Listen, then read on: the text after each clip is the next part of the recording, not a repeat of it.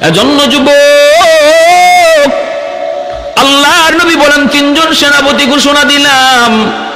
একজন সেনাপতির নাম হলো যায়েদ ইবনে হারেসা। যায়েদ ইবনে হারেসা তিনি হলেন মায়ার নবীর পালক পুত্র, আমার নবী রহমতের নবীর আপন নবীর পালক পুত্র যায়েদ ইবনে হারেসা।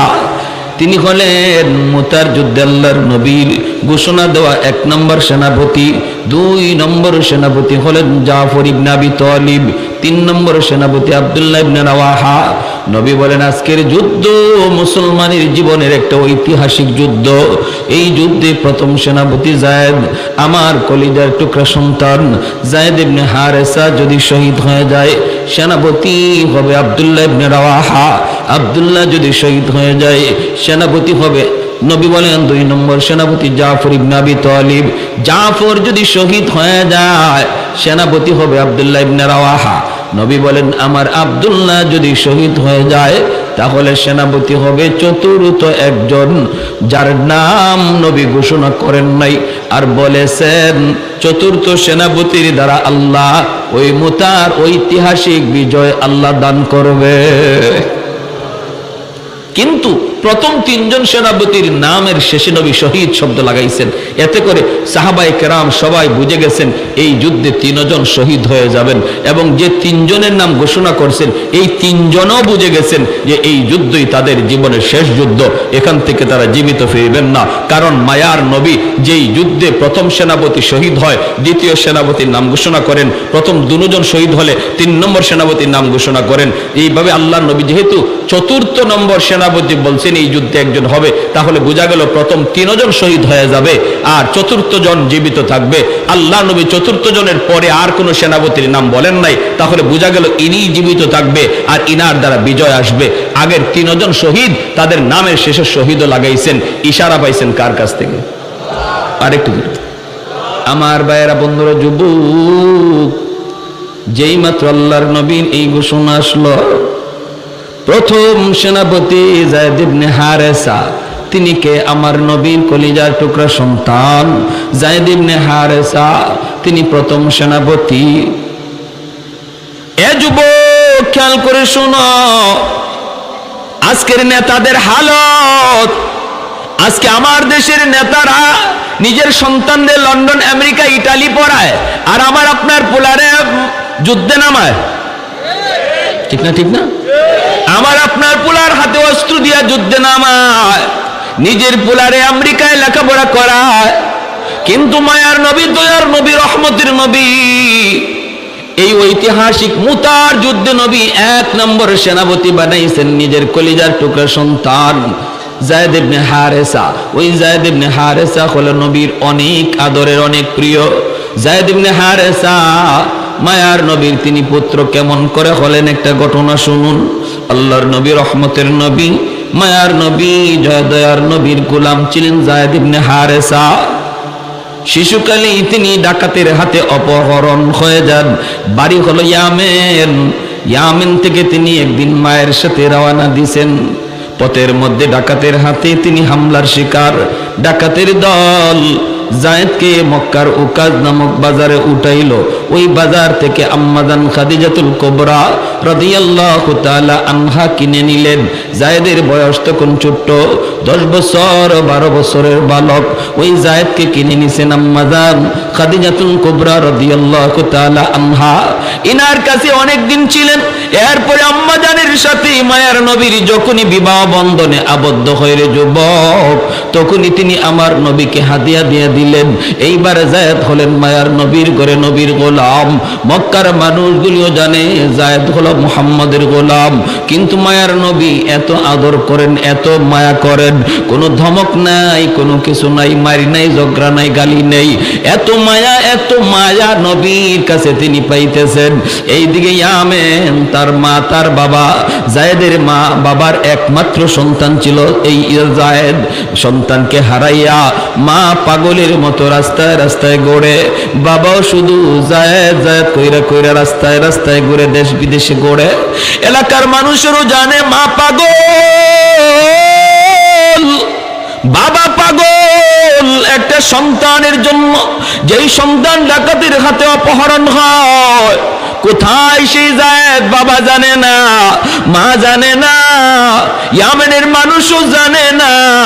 কোথায় ডাকাতের দল জায়েদকে নিয়ে গেল, তারে জীবিত রাখলো নাকি মেরে ফেললো, কেউ তো জানে না, কেউ তো জানে না। ওই অবস্থায় কিছু মানুষ তারা ইয়ামেন থেকে মক্কায় আসলো হজ করার জন্য। হঠাৎ করে নবীর কাছে একটা বালক দেখা, এই সময় তো জায়েদার বালক না, তিনি প্রায় বালক থেকে আরো একটু বড় যুবকের প্রায় কাছাকাছি হয়ে গেছেন। হারাইছেন ভাইয়েরা 10 বছর 12 বয়সে, এরপরে আবার হারানোর পরে আরো 10 বছর চলে গেল, 20-22 বছর হয়ে গেল। ওই অবস্থায় জায়েদের চেহারাটা দেখা ইয়ামিনের মানুষগুলি তারা চিনে ফেলেছে, কিছুটা চিনে ফেলেছে। এরে দেখ দেখ মুহাম্মদের গোলাম যে পিছনে পিছনে ঘুরে, মানুষের কাছ থেকে জানলাম এর নাম নাকি জায়েদ। এই কথাটা শোনার পর ইয়ামিনের মানুষগুলি ইয়ামেন চলে গেল। জায়েদের বাবাকে বলল, ও জায়েদের বাপ, আমরা জায়েদের সন্ধান পেয়েছি, মক্কায় মুহাম্মদের কাছে দেখেছি। যদি তুমি মুহাম্মদের কাছ থেকে জায়েদকে আনতে চাও, তোমরা সহজে আনতে পারবা রে, কারণ মুহাম্মদের দিল বড় নরম, অতি নরম দিলের মহান দিলের একজন মানুষ। যাও তুমি কিছু পয়সা করে নিয়া, স্বর্ণ অলংকার নিয়ে তুমি যাও। ভাইরা বন্ধুরা, জায়েদের বাবা জায়েদের এক চাচাকে সাথে নিয়া মক্কায় চলে আসলেন। আল্লাহর নবীর কাছে এসে সাক্ষাৎ করলেন, নবীর কাছে পরিচয় দিয়ে বলেন, নবী গো, আমি ইয়ামেন থেকে এসেছি গো নবী, আমি হলাম জায়েদের বাবা। আল্লাহর নবী বলে, কোন জায়েদ? বলে, আপনার ঘরে যে জায়েদ আছে সেই জায়েদের বাবা। এই জায়েদের বাড়ি ইয়ামেন। শিশুকালে ডাকাতের হাতে অপহরণ হয়, এরপরে আমার জায়েদ কোথায় কেউ জানি না, কেউ জানি না। তার মা পাগল পাগল, আজও তার মা সুস্থ না গো নবী, পয়সা যা লাগে আপনি নিয়ে আনেন, আমার বাচ্চাটারে দেন। আল্লাহর নবী রহমতের নবীর চোখ থেকে পানি চলে আসলো। নবী বলেন, জায়েদের বাপ, যদি জায়েদ তোমার সন্তান হয় তাহলে আমাকে পয়সা দেওয়া লাগবে না, বদলা দেওয়া লাগবে না। যদি আমার জায়েদ যেতে চায়, আমি মুহাম্মদ খুশি মনে জায়েদকে বিদায় দিব, কারণ আমি মুহাম্মদ ইয়েতিম, জন্মের আগেই বাবা হারাইছি। বাবার আদর কেমন, আব্বু ডাকের ভিতরে কত মজা, আমি নবী তা জানি না রে। ওতে যাও, জায়েদ যদি বাপ মার কাছে যেতে চায় আমার কোনো বাধা নাই। নবী ডাক দিলেন, জায়েদ। পাশের রুম থেকে জায়েদ ইবনে হারেসা তিনি আসলেন। আইসেই তিনি কি চিনে ফেলেছেন বাবারে, দেখেই চিনে ফেলেছেন চাচাকে। নবী বলেন, জায়েদ তুমি কি চিনছো? জায়েদ ইবনে হারেসা বলে, নবী গো, চিনছি, ইনি আমার আব্বা, ইনি আমার চাচা। এই বইলা দৌড় দিয়ে গিয়া বাবা সন্তানকে বুকে জড়ায় নেয়, চুমু খায়, গালে চুমু খায়, অশ্রু জোরে সন্তান কাঁদে, বাবাও কান্দে। হারানো সন্তান ফিরে পাওয়ার পর একই অনুভূতিটা হয় শুধু ওই বাপ মা জানে, পৃথিবীর আর কেউ জানে না রে গোলাম। সন্তান যদি হারায় যায় এর ব্যথাটা কেমন, হারানো মা জানে, হারানো বাবা জানে, আর কেউ জানে না। আল্লাহ নবী রহমতের নবী মনে খুব খুশি, যাক আমার জায়েদ বাবারে পাইছে, মারে খুঁজে পাইছে। হ্যাঁ, আমার জায়েদ তার বাবারে পাইছে, মারে খুঁজে পাইছে। নবীর মনেও খুশি। আল্লাহ নবী কয়, জায়েদ তোমার মা তোমার তালাশে তালাশে পাগল হয়ে গেছে রে বাবা, যাও তুমি মায়ের কাছে যাও, বাবা আসছে তোমাকে নেওয়ার জন্য, তুমি চলে যাও। যেই মাত্র নবী বলতেছে জায়েদ তুমি চলে যাও, জায়েদ তো নড়ে না, চড়ে না, একটা কদমও সামনে দেয় না। যেখানে দাঁড়ানো সেখানে দাঁড়ায় আছে, মাথাটা নিচের দিকে দিয়ে আছে। ওই অবস্থা আল্লাহর নবী কয়, জায়েদ তুমি কি তোমার বাপ মার কাছে যেতে চাও না? যদি তুমি যেতে চাও আমি নবী কোনো বদলা তোমার বাবার কাছ থেকে নেব না, খুশি মনে তোমাকে বিদায় দেব। আর যদি আমি নবীর সাথে তুমি থাকতে চাও আমি খুশি মনে আমার কুলে তুলে নিব। সিদ্ধান্ত, বাপ মার কাছে যাবে নাকি নবীর কাছে থাকবে? এইবার জায়েদ মাথার নিচে দিকে দিয়ে টপ টপ করে চোখ থেকে অশ্রু ঝরে আর কান্দে আর কই, মায়ার নবী গো, এতদিন যাবত আমি বাপ মা থেকে বহু দূরে, কিন্তু আপনার কাছে আসার পর আমার যে বাবা নাই, আমার যে মা নাই, এই কথা আমি ভুলে গেছি। কারণ বাবার আদর মায়ের আদর যা আছে গো নবী আমি পুরাটাই আপনার কাছে পাইছি। আমার যে বাবা নাই মা নাই আমি কখনো আমার মনে পড়ে না, মনে হয় না মানুষের ভিতরে যে এত দরদ, এত মায়া, এত মহব্বত। নবী গো আপনার কাছে না আসলে আমি বুঝতাম না। ডাকাতদের হাতে থাকা অবস্থায় আমি মনে করতাম মানুষের চেয়ে জঘন্য আর কেউ নাই, হায়ওয়ানের চেয়েও মানুষ বেশি নিকৃষ্ট। কিন্তু নবী গো আপনার কাছে আসার পর আমি বুঝলাম মানুষ ফেরেশতার চেয়েও অনেক ভালো। ওগো নবীজি আমি সিদ্ধান্ত নিয়েছি আমি আমার বাকি জীবন আপনার কদম জড়ায় থাকতে চাই। এই কথা বলতেই যায়েদের বাবা দৌড় দিয়া ইয়া যায়েদের বুকে জড়ায় কয় বাবা তুই কি কইলি রে, তোর মা তোর জন্য পাগল। কি কইলি বাবা, মায়ের কাছে বুঝি যাবি না? কই বাবা তুমি বিশ্বাস করো বাবা, তুমি কি তোমার সন্তানের শান্তি চাও না, আরাম চাও না? বাবা তুমি বলো না আমি ছেলে হইয়া কেমনে বাপ মাথায় কেন নবীর কাছে থাকতে চাই, বাপ মাসাইরা নবীর কাছে থাকতে চাই। কেমন মায়াটা পাইছি তখনই বাবাও বুঝে ফেলেছে সন্তানের কপালে চুমু খায়, সন্তানের কপালে চুমু খায় আর বলে বাজান রে আমার বুঝতে বাকি নাই মায়ার নবীর দরবারে তুমি কত আরামে আছো, কত শান্তিতে আছো। ঠিক আছে বাবা আমি বাবাও মেনে নিলাম, আজ থেকে তুমি নবীর দরবারেই থাকো। আমরা মা বাবা মাঝে মাঝে ইয়ামেন থেকে তোমাকে এসে দেখে যাব। এই যায়েদ ইবনে হারেসা মুতার যুদ্ধের 1 নম্বর সেনাপতি। আল্লাহ নবী কই যায়েদ যাও বিদায় নিয়ে আসো। যায়েদ ইবনে হারেসা তিনি নবীর কাছ থেকে বিদায় নিলেন। আমার নবী নিশ্চিত জানেন এই যুদ্ধে যায়েদ শহীদ হয়ে যাবে। এরপরেও নবীজি বিদায় দিতেছেন আর বলতেছেন যায়েদ তোমার সন্তান উসামার কাছ থেকে বিদায় নিয়ে যাও। উসামার কাছে গেলেন, উসামার বয়স তখন 10 বছর। যায়েদ উসামার কাছে গিয়া চোখের পানি জড়ায় কয় বাজান বাজান দুনিয়াতে আমার তুমি আর নবী ছাড়া কেউ নাই রে বাবা। বাবা আমি যুদ্ধে যাইতেছি, হয়তো এই যুদ্ধ থেকে বাবা ফিরবো না। তুমি যদি কোনদিন বড় হইয়া বাবার কথা ইয়াদ করো, শাম সিরিয়ার রাস্তার কিনারায় বাবার কবর তুমি খুঁজে নিও।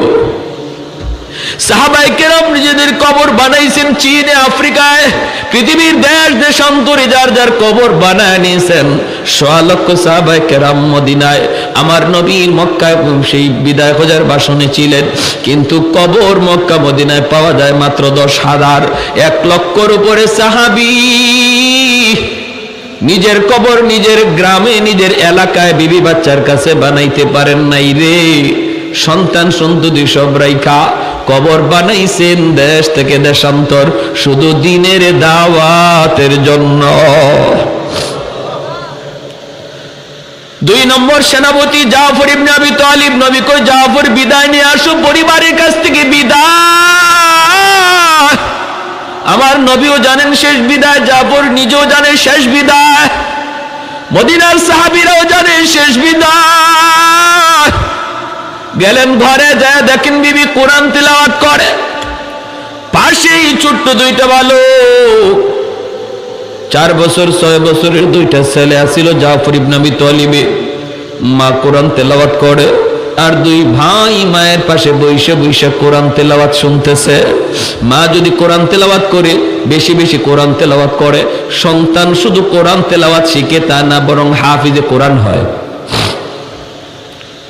মা যদি সন্তান পেটে রাইখা বেশি বেশি কোরআন তেলাওয়াত করে, সন্তান কোরআনের হাফেজ হয়।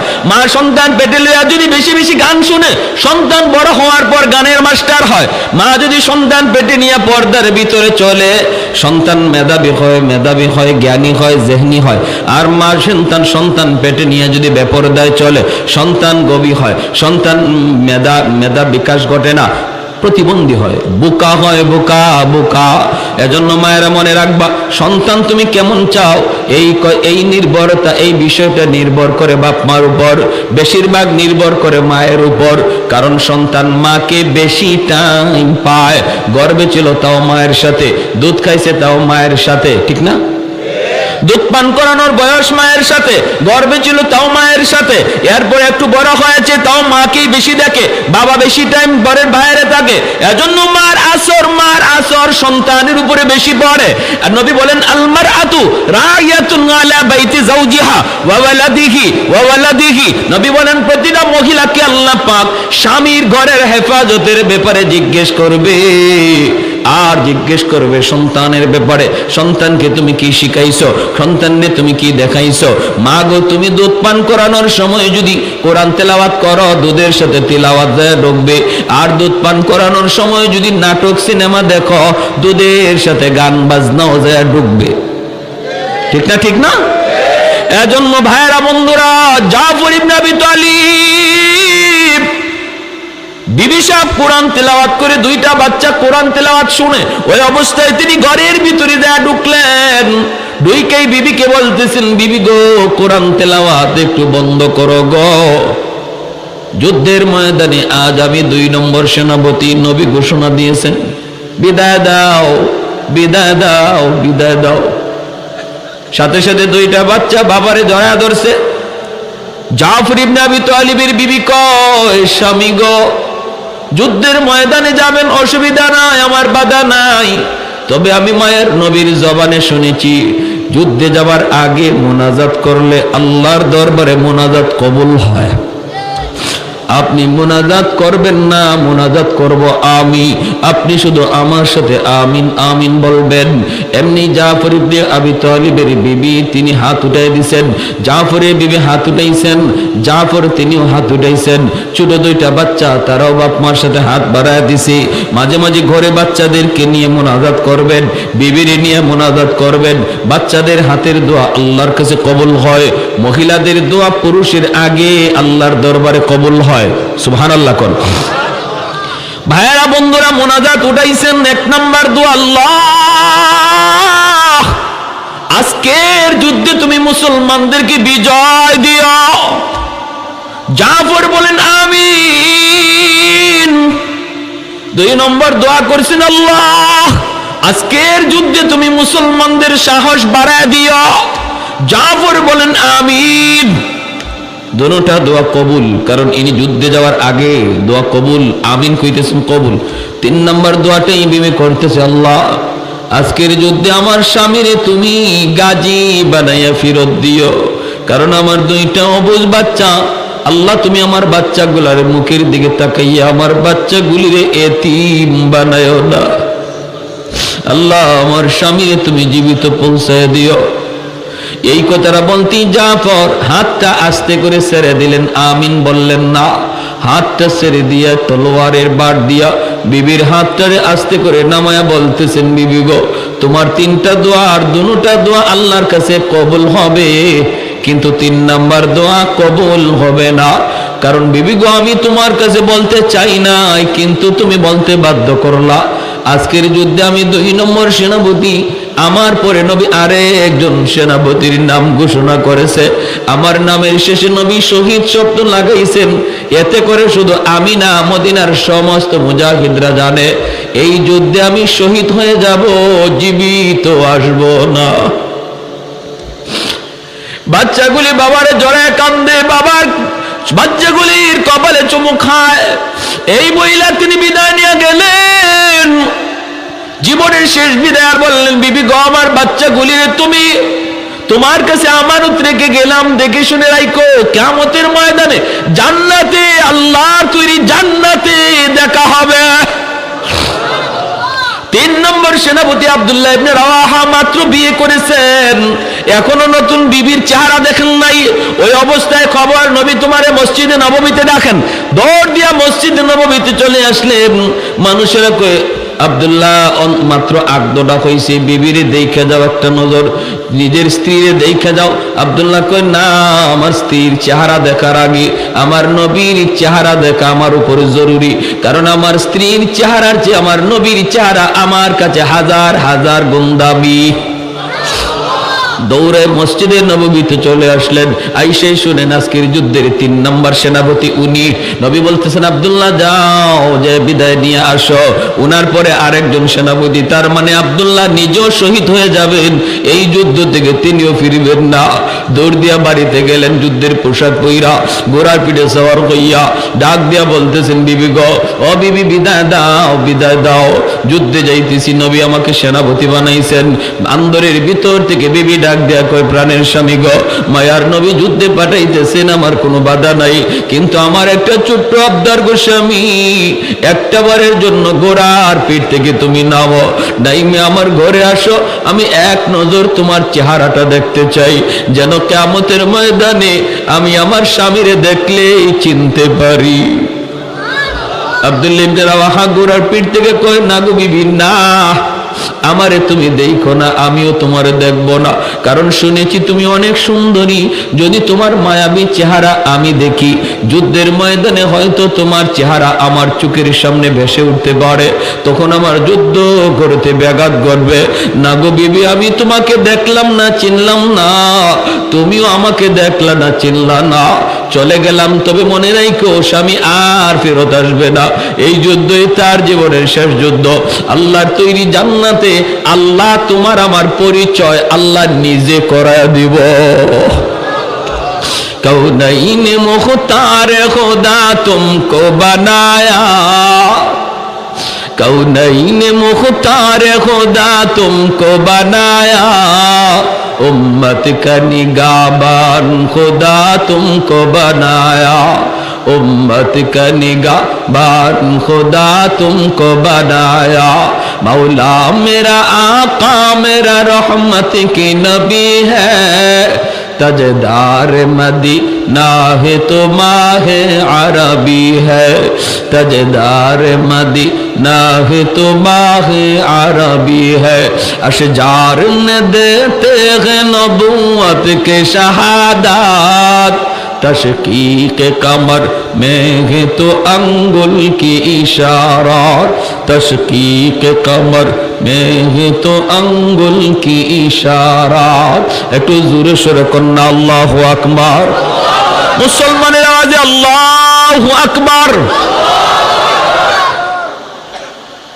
ভাইরা চলে গেলেন তিনজন, যুদ্ধ শুরু হয়ে গেল। আল্লাহ নবী মসজিদে নববীতে বসে বসে জিব্রাইল আমিন টেলিভিশনের পর্দার মতো মুতার যুদ্ধের চিত্র নবীর সামনে তুলে ধরেছেন। নবী দেখতেছেন আমার জায়েদ যুদ্ধ শুরু করেছি, আমার জায়েদের হাতে ইসলামের পতাকা, এই যে কিছুক্ষণ যুদ্ধ করলো, অনেক দুশমনদের জাহান্নামে পাঠাইয়া আমার জায়েদ শহীদ হয়ে গেল। নবী সাহাবীদেরকে বলতেছেন, যারা অসুস্থ ছিলেন পাশে বসা, নবী বলতেছেন এই মুহূর্তে আমার জায়েদ শহীদ হয়ে গেছে। 2 নম্বর সেনাপতি জাফর ইবনে আবি তালিব, ইনি এসে ইসলামের পতাকা ধরছেন, পতাকা মাটিতে পড়তে দেন না। নবী বলেন পতাকা এইবার জাফরের হাতে। জাফর বীর বিক্রমে যুদ্ধ করতেছে, অসংখ্য দুশমনকে কল্লা জমিনে ফালাইয়া সামনে বাঁধতেছে। হঠাৎ করে নবী কয় আমার জাফরের ডান হাত দুশমন কেটে ফেলেছে। নবী চিৎকার দিয়ে উঠলেন, বাম হাতও দুশমন পিছন দিয়ে আঘাত করে কেটে ফেলেছে, এরপরে দেহটাও 2 টুকরা করে ফেলেছে। নবীজির চোখ থেকে দর দর করে পানি পড়ে। জাফরের ছোট ছোট 2টা অবুঝ বাচ্চার কথা চিন্তা করে। এমনি আল্লাহ কই, যা জিব্রাইল আমার বন্ধুর কাছে যাও, যা বলো আমার জাফর যে আজকে যুদ্ধের জন্য আমি আল্লাহর জন্য আমার বন্ধুর জন্য 2টা হাত জিহাদের ময়দানে দিয়ে দিল, আমি জান্নাতে তারে 2টা পাকা লাগায় দিব। সমস্ত জান্নাতির জান্নাত হবে নির্ধারিত, কেউ কারো জান্নাতে যেতে পারবে না, কিন্তু জাফরের জান্নাত তো নির্ধারিত হবেই, কিন্তু সে যে কোনো জান্নাতে উড়ে বেড়াতে পারবে। আমি তারে এমন 2টা পাখা তারে লাগায় দিব। সেদিন থেকে জাফরের উপাধি নবী দিয়ে দিলেন জাফরে তৈয়ার, উড়ন্ত জাফর। আল্লাহু আকবার। নবী বলেন আমার জাফর কামড় দিয়া পতাকা ধরে রাখছে, পতাকা মাটিতে পড়তে দেয় না। আব্দুল্লাহ ইবনে রাওয়াহা তিনি আয়েশা পতাকা ধরে টানতেছেন, জাফর কামড় ছাড়েন না। এইবার তিনি ডাক দিয়া বলেন, ও জাফর, এই পতাকা আর কেউ টানে না, অন্য কেউ টানে না, আমি আব্দুল্লাহ তোমার কাছ থেকে পতাকা টানতেছি, যার নাম নবী তোমার পরে আমার নাম ঘোষণা করেছে। সাথে সাথে কামড় ছেড়ে দিলেন, তিনিও শহীদ হয়ে গেলেন। এরপরে মুসলমানের ভিতর থেকে পরামর্শে একজন সেনাপতি বানানো হয়। তিনি কে? তিনি হলেন খালিদ বিন ওয়ালিদ রাদিয়াল্লাহু তাআলা আনহু, যার উপাধি হলো সাইফুল্লাহ, আল্লাহর তলোয়ার হলো যার উপাধি। ইনি যুদ্ধের সেনাপতি হইয়াই নবী বলেছিলেন চতুর্থ সেনাপতির হাতে বিজয় আসবে। তিনি কে? খালিদ বিন ওয়ালিদ রাদিয়াল্লাহু তাআলা আনহু। যুদ্ধের হালচাল বদলায় দিলেন। ডান দিকে যারা ছিল এদেরকে বাম দিকে আনলেন, বামের মুজাহিদদেরকে ডান দিকে নিলেন, সামনে যারা ছিল পিছনে আনলেন, পিছনেরদেরকে সামনে আনলেন। পরের দিন যুদ্ধ শুরু হতেই দুশমনে কয় হায় হায়, এই অল্প সংখ্যক মুসলমান মুজাহিদ, এদের সাথে আজকে এতদিন যাবত যুদ্ধ করে পারি না, এখন দিয়ে দেখা যায় আবার নতুন সৈন্য যোগ দিছে। মূলত নতুন কোন সৈন্য না, জায়গাটা শুধু বদলায় দিছেন। এরপরে তিনি তলোয়ার হাতে নিছেন। ইমাম বুখারী রাহমাতুল্লাহি আলাইহি বুখারী শরীফ জিলদে সানি কিতাবুল মাগাজিতে বলেন, হযরত খালিদ বিন ওয়ালিদ রাদিয়াল্লাহু তাআলা আনহুর হাতে মুতার যুদ্ধে 9 খানা তলোয়ার ভাঙছে। তলোয়ার হাতে নেন আর ভাঙ্গে, এক একটা গোরানি এমনে দেন, শয়ে শয়ে দুশ্মনের কল্লা জমিনে আলাদা হয়ে পড়া যায়, শয়ে দুশ্মনের কল্লা জমিনে পড়া যায়। এইভাবে এত বড় ঐতিহাসিক বিজয়। মাত্র 3000, দুশ্মন ছিল 2 লক্ষ। সমস্ত দুশ্মনে কচুকাটা কইরা বাকিরা ভয়ে ময়দান পালাইয়া এই যুদ্ধে মুসলমানের বিজয় চলে আসলো রে ভাই। এজন্য বলতেছিলাম সাহাবায়ে কেরাম নবীকে মহব্বত করেছেন কিভাবে? কয় নবীর আদেশ মাইনা, নবীর কথা মতো চইলা, নবীর রং দইরা। জীবন যাবে কি থাকবে সেদিকে খেয়াল করেন নাই, কিন্তু একটাই শুধু মানছেন, আমার জীবনের কিবলা হবে মুহাম্মাদুর রাসূলুল্লাহ। প্রত্যেকে আমরা আমাদের জীবনের কিবলা মুহাম্মাদুর রাসূলুল্লাহ বানাইতে কারা কারা রাজি? একটু হাত উঠে আল্লাহকে দেখাও। আল্লাহ তুমি প্রতিটা হাতকে কবুল করো। জীবনের ছোট বড় সব কাজ আমরা উলামায়ে কেরামের কাছ থেকে জানবো। সুন্নত তরিকা কি, আমার নবীর তরিকা কি, আমার নবী কিভাবে করছেন, যাই না আমরা ছোট হোক বড় হোক এই কাজটা করব। ইনশাআল্লাহ আল্লাহ আমাদের উপরে রাজি হয়ে যাবে। আল্লাহরে যতদিন পর্যন্ত রাজি না করব আমাদের দুর্দিন যাবে না, আমাদের সুদিন ফিরবে না। এটাই হলো আমাদের পাওয়ার। ঠিক কিনা জোরে বলেন? বদরের ময়দান থেকে ইবলিস পালায়। আবু জেহেল কয় কই যাস? আমার যুদ্ধে আই না, তুই যাস কোথায়? ইবলিস কয় আমি যা দেখি তুই এটা দেখোস না, আমি যা দেখতেছি এটা তুই দেখো না, আমি যা দেখি এটা যদি তুই দেখতি তাহলে তুইও ভাগতি। জিবরাইল আমিন ফেরেশতাদের কমান্ডার, 1000 3000 5000 পরম্পরায় আল্লাহ ফেরেশতা পাঠাইছেন বদরে। জিবরাইল নিজে যুদ্ধের ময়দানে ছিলেন কমান্ডার হইয়া। নবীজির আপন চাচা হযরত আব্বাস রাদিয়াল্লাহু তাআলা আনহু, ইনি বদরের যুদ্ধে নবীজির হাতে বন্দী। বদরের যুদ্ধ বাপ বেটার যুদ্ধ, বদরের যুদ্ধ আপন ভাই ভাইয়ের যুদ্ধ, বদরের যুদ্ধ আপন চাচা ভাতিজার যুদ্ধ। আমার নবী একদিকে, নবীর আপন চাচা হযরত আব্বাস রাদিয়াল্লাহু তাআলা আনহু, যিনি পরে কালেমা পড়ে মুসলমান হয়েছেন, নবীর বিরুদ্ধে ছিলেন, আবু জাহেলের পক্ষে ছিলেন। দুই ভাই দুই দিকে দুই পতাকা নিয়ে দাঁড়ানো, একজন ইসলামের পক্ষের পতাকা আর একজন কাফিরদের পক্ষের পতাকা। দুজন আপন এক মায়ের গর্ভের সন্তান। আবু বকর সিদ্দিক রাদিয়াল্লাহু তাআলা আনহু বদরে নবীর পক্ষে, ওনার কলিজার টুকরা সন্তান আবু জাহেলের পক্ষে। কেমন যুদ্ধটা ছিল বদরের যুদ্ধ, হ্যাঁ? হযরত আব্বাস রাদিয়াল্লাহু তাআলা আনহু ইনি যখন বন্দী করে নিয়ে আসছেন, ওনারা ধরে নিয়ে আসছেন হযরত আব্দুল্লাহ ইবনে মাসউদ রাদিয়াল্লাহু তাআলা আনহু। আব্দুল্লাহ ইবনে মাসউদ রাদিয়াল্লাহু তাআলা আনহু আনছেন, আর নবীকে নবীর চাচা বলতেছেন, বাতিজা তোমারও কি বিশ্বাস হয় তোমার এই সাহাবী আব্দুল্লাহ ইবনে মাসউদ আমারে বন্দী করে এনেছে? নবী বলেন, চাচা দেখতেছি তো তাই, কিন্তু বিশ্বাস তো হয় না, কারণ আপনার মতো চাচা আপনারে আমি চিনি, আমার আব্দুল্লাহ আপনারে বন্দী করে লই আইব, আমারও তো এটা বিশ্বাস করতে কষ্ট হইতেছে, কিন্তু দেখতেছি তো তাই, ঘটনা কি? তখনই চাচা বলতেছে, না বাতিজা, আমারে আব্দুল্লাহ মূলত গ্রেফতার করে নাই, আব্দুল্লাহ একটা আব্দুল্লাহর পিছনে যে ছিল তারে তোমরা দেখো নাই, আমি দেখেছি। নবী বলেন, সে কে? তখনই জিবরাইল আমিন আবু জাহেলের কল্লার সামনে বৈশা বৈশা মুস্কি হাসতেছিলেন। ইমাম বুখারী রাহমাতুল্লাহি আলাইহি জিলদে সানি কিতাবুল মাগাজির মধ্যে এভাবে উল্লেখ করেছেন। ওই অবস্থায় তিনি বলতেছেন, ওই যে লোকটা উনি কে? মায়ার নবী বলেন, চাচা ইনি নূরের তৈরি ফেরেশতা জিবরাইল আমিন। বলে উনি আমাকে মূল গ্রেফতারকারী। সুবহানাল্লাহ, জোরে কোন প্যারে হাজিরিনের জন্য আমরা সেই জাতি, আজ আমরা সেটা ভুলে গেছি। আমরা আজকে আসবাবের পিছনে দৌড়াইতেছি। আসবাব লাগবে, ফালাই দিতে বলি না, কিন্তু মূল বিষয় এটা নয়। মূল বিষয়টা ছিল আমাদের আল্লাহকে পাশে রাখা। আমার পাশে ভারত, আমেরিকা, রাশিয়া, চীন না লন্ডন, এটা বড় প্রশ্ন নয়। আমার সবচেয়ে বড় কথা ছিল আমার সাথে আমার আল্লাহ আসেনি না নাই। দেখো, প্রতিটা মুসলমান যখন এই চিন্তা করবে আল্লাহকে পাশে রাখো, তখনই আল্লাহ বলে, বান্দা তোর আর কিছু করা লাগবে না, মাত্র খালি দাঁড়ায় থাকবি, মারমু তো আমি। ওমা রামাইতা ইদ রামাইতা ওয়ালাকিন্নাল্লাহ রামা। আল্লাহকে, বন্ধু বদরে তুমি মারো নাই, মারছি আমি আল্লাহ। সুবহানাল্লাহ, জোরে কোন। নতুবা আরাকানের অবস্থা বাংলার মাটিতে হবে যদি এখনো পরিবর্তন না হও। ফিলিস্তিনে হালত বাংলায় হবে, কাশ্মীরে হালত বাংলায় হবে। দুশমন তলোয়ার ধারাইতেছে তোমাকে আমাকে জবাই করার জন্য, চোখের সামনে বাবাকে হত্যা করার জন্য ওরা তলোয়ার ধারাইতেছে, আর আমরা ঘুমায় রয়েছি। ঘুম থেকে তাড়াতাড়ি জাগো। আজকে চতুর্মুখী ষড়যন্ত্র, ইসলাম নিয়া, মুসলমান নিয়া। তাড়াতাড়ি করে ইহুদিদের রং ছাড়ো, ইহুদিদের কালচার ছাড়ো, নিজের রংটারে মদিনাওয়ালার রং বানাও, আল্লাহকে পাশে আনো। নতুবা আমাদের সামনের দিন অনেক খারাপ, অন্ধকার আসতেছে। দুশমন যত পাওয়ারফুল অস্ত্র বানাও, এদিকে নজরই দিও না। কে রাসায়নিক বোমা, কে অ্যাটম বোমা, কে পারমাণবিক বোমা, সব ছাতু, কোনো লাভ নাই যদি আল্লাহ আমার সাথে থাকে।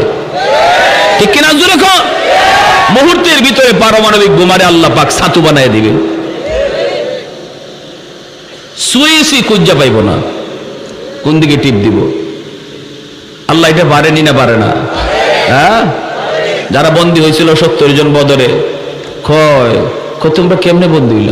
কিতা বন্দী হইতাম, খালি নিয়ত করছি মুসলমানের দিকে তীর মারবো, এমনি দিকে আমার পিছন দিক দিয়ে একজনে আমার গর্দানের মধ্যে তলোয়ার দুইরা, কয় চোপ, তীরটার নামায় ফেল, নইলে কল্লা আলাদা করে ফেলবো।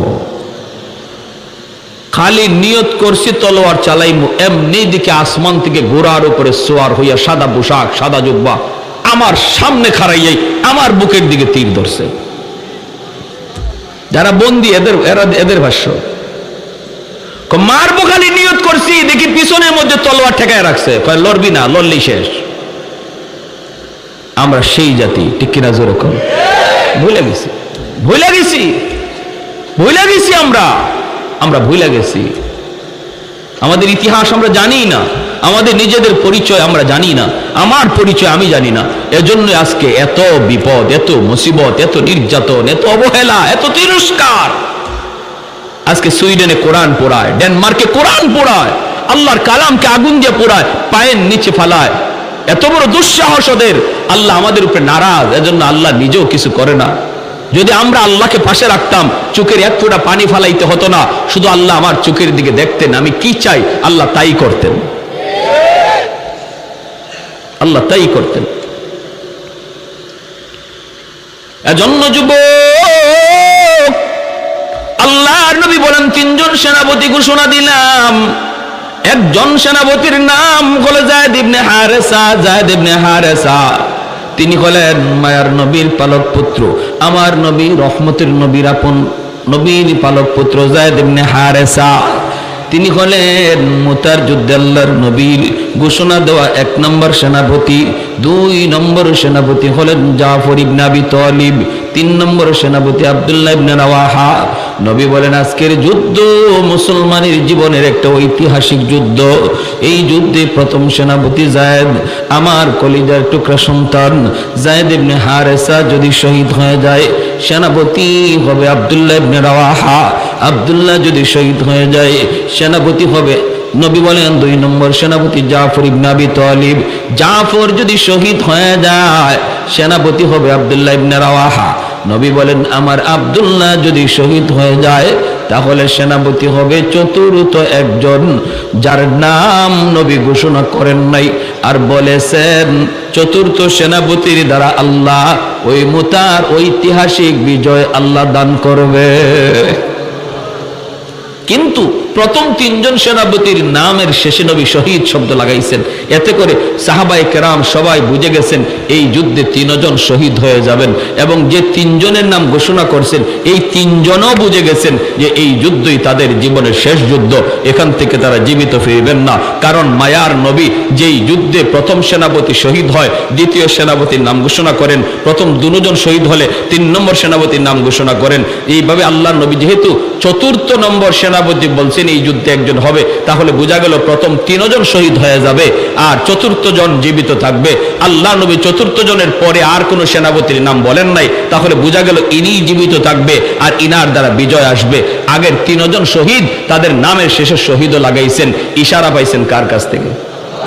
আরেকটু আমার ভাইয়েরা, বন্ধুরা, যুবক, যেই মাত্র আল্লাহর নবীর এই ঘোষণা আসলো, প্রথম সেনাপতি যায়েদ ইবনে হারেসা, তিনি কে? আমার নবীর কলিজার টুকরা সন্তান যায়েদ ইবনে হারেসা, তিনি প্রথম সেনাপতি।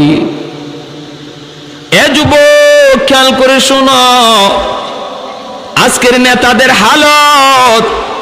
আজকে আমার দেশের নেতারা নিজের সন্তানদের লন্ডন, আমেরিকা, ইটালি পড়ায়, আর আমার আপনার পোলারে যুদ্ধে নামায়। ঠিক না? ঠিক না? আমার আপনার পোলার হাতে অস্ত্র দিয়া যুদ্ধে নামায়, নিজের পোলারে আমেরিকায় লেখাপড়া করায়। কিন্তু মায়ার নবী, দয়ার নবী, রহমতের নবী, এই ঐতিহাসিক মুতার যুদ্ধে নবী 1 নম্বর সেনাপতি বানাইছেন নিজের কলিজার টুকরা সন্তান যায়েদ ইবনে হারেসা। ওই যায়েদ ইবনে হারেসা হলো নবীর অনেক আদরের, অনেক প্রিয়। যায়েদ ইবনে হারেসা মায়ার নবীর তিনি পুত্র কেমন করে হলেন একটা ঘটনা শুনুন। আল্লাহর নবী, রহমতের নবী, মায়ার নবী, দয়ার নবীর গোলাম ছিলেন যায়েদ ইবনে হারেসা। শিশুকালেই তিনি ডাকাতের হাতে অপহরণ হয়ে যান। বাড়ি হলো ইয়ামেন। ইয়ামেন থেকে তিনি একদিন মায়ের সাথে রওনা দিয়েছেন। পথের মধ্যে ডাকাতের হাতে তিনি হামলার শিকার। ডাকাতের দল যায়েদকে মক্কার উকাজ নামক বাজারে উঠাইলো। ওই বাজার থেকে আম্মাজান খাদিজাতুল কুবরা রাদিয়াল্লাহু তাআলা আনহা কিনে নিলেন। যায়েদের বয়স তখন ছোট্ট, 10 বছর 12 বছরের বালক। ওই যায়েদকে কিনে নিছেন আম্মাজান খাদিজাতুল কুবরা রাদিয়াল্লাহু তাআলা আনহা। ইনার কাছে অনেক দিন ছিলেন। এরপরে আম্মাজানের সাথে মায়ার নবীর যখনই বিবাহ বন্ধনে আবদ্ধ হয়ে যুবক, তখনই তিনি আমার নবীকে হাদিয়া দিয়ে দিলেন। এইবার যায়েদ হলেন মায়ার নবীর ঘরে নবীর গোলাম। মক্কার মানুষগুলিও জানে যায়েদ হলো মুহাম্মাদের গোলাম, কিন্তু মায়ার নবী এত আদর করেন, এত মায়া করেন, কোনো ধমক নাই, কোনো কিছু নাই, মারি নাই, ঝগড়া নাই, গালি নেই। এত মায়া নবীর কাছে তিনি পাইতেছেন। এইদিকে ইয়ামেন, তার মা, তার বাবা, যায়েদের মা বাবার একমাত্র সন্তান ছিল এই যায়েদ। সন্তানকে হারাইয়া মা পাগলের মতো রাস্তায় রাস্তায় ঘোরে, বাবাও শুধু যায়েদ যায়েদ কইরা কইরা রাস্তায় রাস্তায় ঘুরে, দেশ বিদেশে ঘোরে। এলাকার মানুষেরও জানে মা পাগল, বাবা পাগল একটা সন্তানের জন্য। যেই সন্তান ডাকাতের হাতে অপহরণ হয়, কোথায় সেই যায়েদ বাবা জানে না, মা জানে না, ইয়ামেনের মানুষও জানে না কোথায় ডাকাতের দল যায়েদকে নিয়ে গেল, তারে জীবিত রাখলো নাকি মেরে ফেললো, কেউ তো জানে না, কেউ তো জানে না। ওই অবস্থায় কিছু মানুষ তারা ইয়ামেন থেকে মক্কায় আসলো হজ করার জন্য। হঠাৎ করে নবীর কাছে একটা বালক দেখা, এই সময় তো যায়েদ আর বালক না, তিনি প্রায় বালক থেকে আরো একটু বড় যুবকের প্রায় কাছাকাছি হয়ে গেছেন। হারাইছেন ভাইয়েরা 10 বছর 12 বয়সে।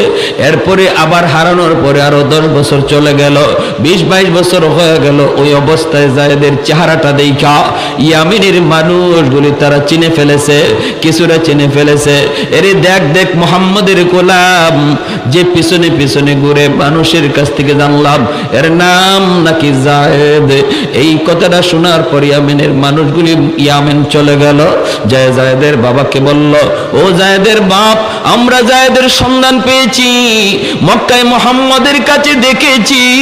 যদি তুমি মুহাম্মাদের কাছ থেকে যায়েদকে আনতে চাও, তোমরা সহজে আনতে পারবা রে, কারণ মুহাম্মদের দিল বড় নরম, অতি নরম দিলের মহান দিলের একজন মানুষ। যাও তুমি কিছু পয়সা করে নিয়া, স্বর্ণ অলংকার নিয়ে তুমি যাও। ভাইরা বন্ধুরা, যায়েদের বাবা যায়েদের এক চাচাকে সাথে নিয়া মক্কায় চলে আসলেন। আল্লাহর নবীর কাছে এসে সাক্ষাৎ করলেন। নবীর কাছে পরিচয় দিয়ে বলেন, নবী গো, আমি ইয়ামিন থেকে এসেছি গো নবী, আমি হলাম যায়েদের বাবা। আল্লাহর নবী বলে, কোন যায়েদ? বলে, আপনার ঘরে যে যায়েদ আছে সেই যায়েদের বাবা। এই যায়েদের বাড়ি ইয়ামেন। শিশুকালে ডাকাতের হাতে অপহরণ হয়, এরপরে আমার যায়েদ কোথায় কেউ জানি না, কেউ জানি না।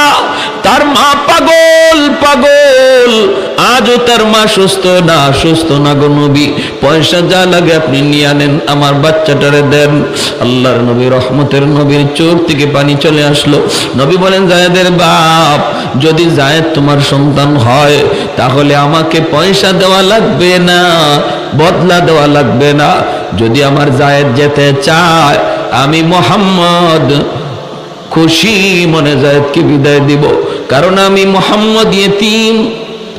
জন্মের আগেই বাবা হারাইছি, বাবার আদর কেমন, আব্বু ডাকের ভিতরে কত মজা, আমি নবী তা জানি না রে। অতএব যাও, যায়েদ যদি বাপ মার কাছে যেতে চায় আমার কোনো বাধা নাই। নবী ডাক দিলেন, যায়েদ। পাশের রুম থেকে যায়েদ ইবনে হারেসা তিনি আসলেন। আইসেই তিনি দেখেই চিনে ফেলেছেন বাবারে, দেখেই চিনে ফেলেছেন চাচাকে। নবী বলেন, যায়েদ তুমি কি চিনছো? যায়েদ ইবনে হারেসা বলে, নবী গো, চিনছি, ইনি আমার আব্বা, ইনি আমার চাচা। এই বইলা দৌড় দিয়ে গিয়া বাবা সন্তানকে বুকে জড়ায় দেয়, চুমুকায়, গালে চুমুকায়, অশ্রু জোরে সন্তান কাঁদে, বাবাও কান্দে। হারানো সন্তান ফিরে পাওয়ার পর একই অনুভূতিটা হয় শুধু ওই বাপ মা জানে, পৃথিবীর আর কেউ জানে না রে গোলাম। সন্তান যদি হারায় যায় এর ব্যথাটা কেমন, হারানো মা জানে, হারানো বাবা জানে, আর কেউ জানে না। আল্লাহ নবী রহমতের নবী মনে খুব খুশি, যাক আমার যায়েদ বাবারে পাইছে, মারে খুঁজে পাইছে। হ্যাঁ, আমার যায়েদ তার বাবারে পাইছে, মারে খুঁজে পাইছে। নবীর মনেও খুশি। আল্লাহ নবী কয়, যায়েদ তোমার মা তোমার তালাশে তালাশে পাগল হয়ে গেছে রে বাবা, যাও তুমি মায়ের কাছে যাও, বাবা আসছে তোমাকে নেওয়ার জন্য, তুমি চলে যাও। যেই মাত্র নবী বলতেছে যায়েদ তুমি চলে যাও, যায়েদ তো নড়ে না, চড়ে না, একটা কদমও সামনে দেয় না। যেখানে দাঁড়ানো সেখানে দাঁড়ায় আছে, মাথাটা নিচের দিকে দিয়ে আছে। ওই অবস্থা আল্লাহর নবী কয়, যায়েদ তুমি কি তোমার বাপ মার কাছে যেতে চাও না? যদি তুমি যেতে চাও আমি নবী কোনো বদলা তোমার বাবার কাছ থেকে নেব না, খুশি মনে তোমাকে বিদায় দেব। আর যদি আমি নবীর সাথে তুমি থাকতে চাও আমি খুশি মনে আমার কুলে তুলে নিব। সিদ্ধান্ত, বাপ মার কাছে যাবে নাকি নবীর কাছে থাকবে? এইবার যায়েদ মাথার নিচে দিকে দিয়ে টপ টপ করে চোখ থেকে অশ্রু ঝরে আর কান্দে আর কই, মায়ার নবী গো, এতদিন যাবত আমি বাপ মা থেকে বহু দূরে, কিন্তু আপনার কাছে আসার পর আমার যে বাবা নাই, আমার যে মা নাই, এই কথা আমি ভুলে গেছি। কারণ বাবার আদর মায়ের আদর যা আছে গো নবী আমি পুরাটাই আপনার কাছে পাইছি। আমার যে বাবা নাই মা নাই আমি কখনো আমার মনে পড়ে না, মনে হয় না। মানুষের ভিতরে যে এত দরদ, এত মায়া, এত মহব্বত, নবী গো আপনার কাছে না আসলে আমি বুঝতাম না।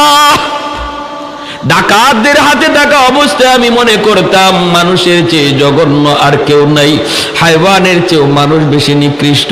কিন্তু নবী গো আপনার কাছে আসার পর আমি বুঝলাম মানুষ ফেরেশতার চেয়েও অনেক ভালো।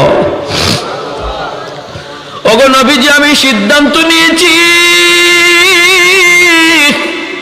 আমি আমার বাকি জীবন আপনার কদম জড়ায় থাকতে চাই। এই কথা বলতেই যায়েদের বাবা দৌড় দিয়া ইয়া যায়েদের বুকে জড়ায় কয়, বাবা তুই কি কইলি রে? তোর মা তোর জন্য পাগল। কি কইলি বাবা? মায়ের কাছে বুঝি যাবি না? কই বাবা তুমি বিশ্বাস করো বাবা, তুমি কি তোমার সন্তানের শান্তি চাও না, আরাম চাও না? বাবা তুমি বলো না, আমি ছেলে হইয়া কেমনে বাপ মাথায় কেন নবীর কাছে থাকতে চাই, বাপ মা চাইরা নবীর কাছে থাকতে চাই। কেমন মায়াটা পাইছি তখনই বাবাও বুঝে ফেলেছে সন্তানের কপালে চুমু খায়, সন্তানের কপালে চুমু খায় আর বলে বাজান রে আমার বুঝতে বাকি নাই, মায়ার নবীর দরবারে তুমি কত আরামে আছো, কত শান্তিতে আছো। ঠিক আছে বাবা, আমি বাবাও মেনে নিলাম, আজ থেকে তুমি নবীর দরবারেই থাকো। আমরা মা বাবা মাঝে মাঝে ইয়ামেন থেকে তোমাকে এসে দেখে যাব। এই যায়েদ ইবনে হারেসা মুতার যুদ্ধের 1 নম্বর সেনাপতি। আল্লাহ নবী কই যায়েদ যাও বিদায় নিয়ে আসো। যায়েদ ইবনে হারেসা তিনি নবীর কাছ থেকে বিদায় নিলেন। আমার নবী নিশ্চিত জানেন এই যুদ্ধে যায়েদ শহীদ হয়ে যাবে। এরপরেও নবীজি বিদায় দিতেছেন আর বলতেছেন যায়েদ তোমার সন্তান উসামার কাছ থেকে বিদায় নিয়ে যাও। উসামার কাছে গেলেন, উসামার বয়স তখন 10 বছর। যায়েদ উসামার কাছে গিয়া চোখের পানি জড়ায় কয় বাজান বাজান, দুনিয়াতে আমার তুমি আর নবী ছাড়া কেউ নাই রে বাবা। বাবা আমি যুদ্ধে যাইতেছি, হয়তো এই যুদ্ধ থেকে বাবা ফিরবো না। তুমি যদি কোনদিন বড় হইয়া বাবার কথা ইয়াদ করো, শাম সিরিয়ার রাস্তার কিনারায় বাবার কবর তুমি খুঁজে নিও। সাহাবায়ে কেরাম নিজেদের কবর বানাইছেন চীনে, আফ্রিকায়, পৃথিবীর দেশ দেশান্তরে যার যার কবর বানায় নিয়েছেন। 1.5 লক্ষ সাহাবায়ে কেরাম মদিনায়, আমার নবী মক্কায় সেই বিদায় হজের বাসনে ছিলেন, কিন্তু কবর মক্কা মদিনায় পাওয়া যায় মাত্র 10,000। 1 লক্ষর উপরে সাহাবী নিজের কবর নিজের গ্রামে নিজের এলাকায় বিবি বাচ্চার কাছে বানাইতে পারেন নাই রে। সন্তান সন্ততি সব রাইখা কবর বানাইছেন দেশ থেকে দেশান্তর, শুধু দিনের দাওয়াতের জন্য। 2 নম্বর সেনাপতি জাফর ইবনে আবি তালিব। নবী কই জাফর বিদায় নিয়ে আসো পরিবারের কাছ থেকে বিদায়। আমার নবীও জানেন শেষ বিদায়, জাফর নিজেও জানে শেষ বিদায়, মদিনার সাহাবীরাও জানে শেষ বিদায়।